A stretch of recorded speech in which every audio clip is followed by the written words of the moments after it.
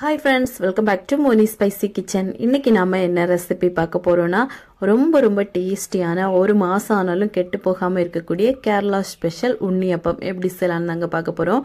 இது வந்து ரொம்ப சாஃப்ட்டா உள்ள வந்து நல்ல சூப்பரா இருக்கும். இது வந்து பண்றது ரொம்ப சுலபம் தான். பச்சரிசி இருந்துச்சு அப்படினா ரொம்ப சுலபமா நம்ம வந்து செஞ்சு முடிச்சிடலாம்.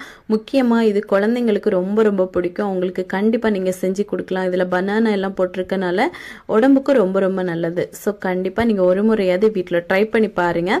இப்போ வாங்க இது எப்படி செய்யலாம் அப்படிங்கறத நம்ம டீடைலா பார்த்துடலாம். அதுக்கு முன்னாடி நம்ம சேனலுக்கு இப்பதான் ஃபர்ஸ்ட் டைமா வரீங்கன்னா மறக்காம சப்ஸ்கிரைப் பண்ணிருங்க. அப்படியே கூட இருக்கக்கூடிய பெல் பட்டனையும் பிரஸ் பண்ணுங்க. லைக் பண்ணுங்க, ஷேர் பண்ணுங்க. இப்போ வாங்க வீடியோக்குள்ள போலாம். ஃபர்ஸ்ட் இது பண்றதுக்காக சரியா 1.5 கப் அளவுக்கு நான் வந்து பச்சை அரிசி ஊற போட்டு வச்சிருந்தேன் 2 மணி நேரமா. இது வந்து 250 ml கப்ல 1.5 கப் அளவுக்கு அரிசி, பச்சை அரிசி. இது இப்ப நல்லா வந்து ஊறி வந்திருக்கு. இதை மாத்தி வச்சுட்டு நம்ம வந்து சர்க்கரை பாகு வந்து ரெடி பண்ணி எடுத்துக்க போறோம். இதுக்காக 200 கிராம் அளவுக்கு நான் வெல்லம் எடுத்திருக்கேன். இதை வந்து ஒரு 1/2 கப்பு போல தண்ணி சேர்த்து நல்லா வந்து நம்ம காய்ச்சி எடுக்கணும். ஏன் அப்படின்னா இதுல அழுக்கு தூசி எல்லாமே இருக்கும். இந்த மாதிரி நம்ம காய்ச்சிட்டு வடிகட்டும் போது இதுல இருக்கக்கூடிய தூசி எல்லாமே ரிமூவ் ஆகி போயிடும். அதுக்காக தான். இப்ப பாருங்க நல்லா வந்து காய்ச்சி எடுத்துட்டோம். பாகுபதம் எல்லாம் பார்க்க வேண்டாம். நல்லா அது வந்து ஃபுல்லாவே மெல்ட் ஆனா மட்டும் போதும். இப்ப பாருங்க நம்மளுக்கு சூப்பரா நல்லா உருகி கிடைச்சிருச்சு. இதை வந்து கொஞ்சம் ஆறுனதுக்கு அப்புறமா நம்ம வந்து மிக்சி ஜார்ல சேர்க்க போறோம். ஃபர்ஸ்ட் வந்து நம்ம பச்சரிசி நல்லா ஊற வச்சிருந்தோம்ல, அதுல பகுதி அளவு பச்சரிசியை மட்டும் நம்ம வந்து மிக்சி ஜார்ல சேர்த்துக்கலாம். இதுவே பெரிய ஜாரா எடுத்தீங்க அப்படின்னா நீங்க எல்லாத்தையுமே ஒரே டைம்ல போட்டு அரைக்கலாம். நான் வந்து 2 பச்சை அரைக்க போறேன். இப்ப இதுல நல்ல பழுத்த சின்ன பழம் எடுத்திருக்கேன். 3 பழம் வந்து சேர்த்திருக்கேன். இதுல வந்து பாளையங்கொட்டை பழம் தான் நம்ம வந்து கண்டிப்பா சேர்க்கணும். ஏன் அப்படின்னா அந்த சுவை வந்து உண்ணியப்பத்துக்கு அதுதான் பெர்ஃபெக்டா கொடுக்கும். அதுக்காக இப்ப இதுல நம்ம காய்ச்சி வச்சிருக்கக்கூடிய அந்த பாகு வந்து பகுதி மட்டும் சேர்த்துக்கலாம். அப்புறமா இது கூட ரொம்ப முக்கியமான ஒரு பொருள் அப்படின்னா இந்த அவல் தான். அவல் வந்து ரொம்ப முக்கியம். 2 டேபிள் ஸ்பூன் அளவுக்கு சேர்த்திருக்கேன். நீங்க வெள்ளை அவல் இல்ல சம்பா அவல் எது வேணா போட்டுக்கலாம். அப்புறமா இதுல ஏலக்காய் ஒரு 6 ஏலக்காய் போட்டு இதை நல்லா வந்து அரைச்சி எடுத்துட்டு வந்துடலாம். இப்ப பாருங்க நல்லா நைஸா அரைச்சி எடுக்கணும். இன்னும் குறப்பெல்லாம் இருக்கக்கூடாது. இந்த அளவுக்கு நல்லா நம்ம வந்து அரைச்சிட்டு இதை வந்து ஒரு பவுல்ல சேர்த்துடலாம். இப்ப நம்ம எல்லாத்தையும் பவுல்ல சேர்த்துட்டு மிச்சமா இருக்கக்கூடிய அரிசி எல்லாமே மறுபடிக்கும் நம்ம வந்து இந்த மிக்சி ஜார்ல சேர்த்துக்கலாம். எல்லாத்தையும் சேர்த்துக்கோங்க. சேர்த்துட்டு இதுல திரும்ப ஒரு 3 பழம் நம்ம வந்து சேர்க்கணும். அப்புறமா நம்ம பாகு ரெடி பண்ணி வச்சிருந்தோம்ல, அதை மிச்சமா இருக்கக்கூடிய எல்லாத்தையுமே இதுல வந்து கம்ப்ளீட்டா ஊத்திருங்க. இப்ப ஊத்திட்டு நம்ம பார்த்தோம் அப்படின்னா அதுல நிறையவே தூசி அழுக்கு இருக்கும். இதுக்காக தான் நம்ம வந்து வடிகட்டுறது.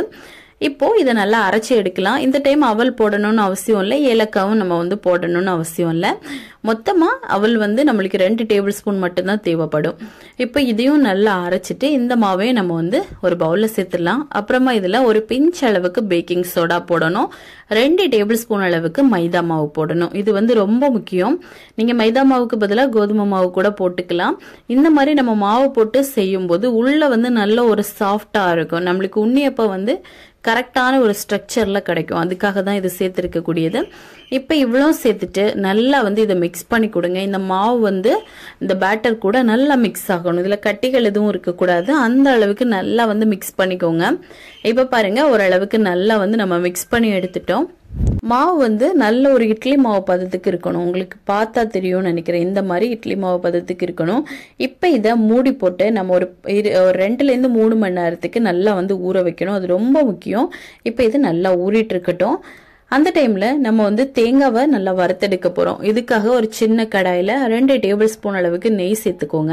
நெய்யில வறுக்கும் போது நல்ல வாசனையா சூப்பரா இருக்கும்.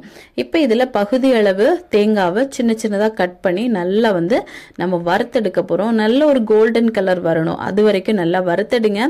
இப்ப பாருங்க நல்லா வறுத்துட்டோம். இப்ப இதுல எள்ளு, கருப்பு எள்ளு இருக்குல்ல, அது வந்து 1 டேபிள் ஸ்பூன் அளவுக்கு போட்டிருக்கேன். எள்ளும் சேர்த்து பண்ணணும். அப்பதான் இது வந்து அந்த கடைகள்ல கிடைக்கக்கூடிய அந்த டேஸ்டும் ஃபிளேவரும் எல்லாமே வரும். அதுக்காக இப்ப எள்ளும் போட்டுட்டு நல்லா வந்து பொரிச்செடுங்க. நல்லா வந்து வறுப்பட்டதுக்கு அப்புறமா இதை அப்படியே நம்ம வந்து மாவுல சேர்க்கணும். மாவு பாருங்க ஒரு 4 மணி நேரம் ஆயிருச்சு. நல்லா வந்து ஊறி வந்திருக்கு.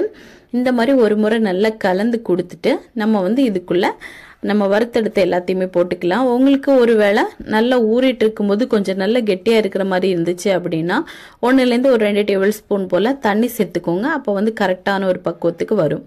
இப்போ அவ்வளவுதான். நல்லா வந்து கலந்து கொடுத்துக்கலாம். இந்த அளவுக்கு நல்லா கலந்து எல்லாமே மாவு கூட நல்லா மிக்ஸ் ஆகணும், அது ரொம்ப முக்கியம். இந்த மாதிரி நல்லா வந்து கலந்து கொடுங்க. இப்போது ஓரளவுக்கு நல்லா மிக்ஸ் ஆனதுக்கு அப்புறமா நம்ம இதை வந்து குழிப்பணியார கல்லில் போட்டு நல்லா வந்து பொரிச்சு எடுக்க போகிறோம். இப்போ பாருங்க பேட்டர் வந்து நம்மளுக்கு சூப்பராக ரெடி. இனிமேல் இந்த மாதிரி குழிப்பணியார கல் இருந்துச்சு அப்படின்னா அதில் எண்ணெயும் நெய்யுமா நீங்கள் சேர்த்து ஊற்றி பண்ணீங்க அப்படின்னா ரொம்ப ரொம்ப டேஸ்டியாக இருக்கும். நம்ம வந்து இன்னைக்கு எண்ணெயில் மட்டும்தான் பண்ணியிருக்கோம். தேங்காய் எண்ணெயில் முக்கியமாக பண்ணுங்கள், ரொம்ப ரொம்ப அருமையான டேஸ்ட்டு, நல்ல வாசனையாகவும் இருக்கும். இப்போ எண்ணெய் வந்து கொஞ்சம் நல்லா சூடானதுக்கு அப்புறமா நம்ம வந்து இதில் மாவு சேர்த்துக்கலாம். மாவு வந்து கரெக்டாக ஒரு கரண்டி அளவுக்கு சேர்த்துக்கோங்க. சேர்த்துட்டு ஒரு பக்கம் நல்லா வெந்ததுக்கு அப்புறமா நம்ம திருப்பி திருப்பி போட்டு நல்லா வந்து வேக வைக்கணும். இந்த குழிப்பணியாரத்தை பொறுத்தவரை இது வந்து நல்ல ஒரு பிரவுன் கலர் வரணும், அது வரைக்கும் நம்ம வேக விடணும், அது ரொம்ப முக்கியம். நல்ல ஒரு கோல்டன் கலர் வந்ததுக்கு அப்புறமா நல்லா வந்து ஒரு பிளாக்கிஷ் கலர்ல வரும், அது வரைக்கும் நல்லா நம்ம வந்து வேக விடணும். இப்போ திருப்பி திருப்பி போட்டு இந்த மாதிரி வேக விடுங்க. இது வந்து மீடியம் டு ஹை ஃப்ளேம்லேயே வச்சுக்கலாம், நல்லா லோ ஃப்ளேமில் வைக்கணும்னு அவசியம் இல்லை. இப்போ பாருங்க ஓரளவுக்கு நல்ல கலர் சேஞ்ச் ஆகி வருது. இந்த டைமில் நம்ம இதை வந்து வெளியே எடுத்துடலாம். பாருங்க இந்த மாதிரி இப்போ எல்லாத்தையுமே நம்ம வெளியே எடுத்துக்கலாம். இதே மாதிரி நம்ம ஒரு பேட்சாக போட்டு நல்லா வந்து பொரிச்சு எடுக்க போகிறோம். இப்போ பாருங்க மிச்சமாக இருக்கக்கூடியதும் நல்லா வந்து கலர் சேஞ்ச் ஆனதுக்கு அப்புறமா தான் நம்ம வந்து வெளியே எடுக்கணும். இந்த மாதிரி இப்போ இதையும் திருப்பி போட்டுக்கலாம். போட்டுட்டு நல்லா வெந்ததுக்கு அப்புறமா எடுத்துக்கலாம். இந்த மாதிரி பண்ணும்போது தான் அந்த கலர், டேஸ்ட்டு, அந்த ஸ்ட்ரக்சர் எல்லாமே பார்த்தீங்க அப்படின்னா கடைகளில் கிடைக்கக்கூடிய அந்த உண்ணியப்பத்தோட டேஸ்ட்டில் கிடைக்கும். ஸோ கண்டிப்பாக இந்த மாதிரி ட்ரை பண்ணுங்கள். இப்போ அவ்வளோதான், நம்ம எல்லாத்தையுமே ஃப்ரை பண்ணி எடுத்துட்டோம். நம்ம வந்து ரெடி பண்ண மாவில் கிட்டத்தட்ட பார்த்தீங்க அப்படின்னா ஒரு 30லேருந்து 35 உண்ணியப்பம் கிட்ட நம்மளுக்கு வந்து கிடச்சிருக்கு. ஸோ கண்டிப்பாக நீங்களும் இதை ட்ரை பண்ணி பாருங்கள். வெளிப்பக்கமும் உள்பக்கமும் பார்த்தீங்க அப்படின்னா அவ்வளோ சாஃப்டாக ரொம்ப சூப்பராக இருக்கும். ஸோ கண்டிப்பாக நீங்களும் செஞ்சு பார்த்துட்டு எப்படி வந்துச்சுன்னு மறக்காம கமெண்ட் பண்ணுங்க. இதே மாதிரி இன்னும் நிறைய ரெசிபிஸ் வேணும்னு நினைச்சீங்கன்னா மோனி ஸ்பைசி கிச்சன் சேனலை சப்ஸ்கிரைப் பண்ணி வச்சுக்கோங்க. லைக் பண்ணுங்க, ஷேர் பண்ணுங்க. நெக்ஸ்ட் இன்னொரு வீடியோவில் உங்களை சந்திக்கும் வரை டேக் கேர், பாய்.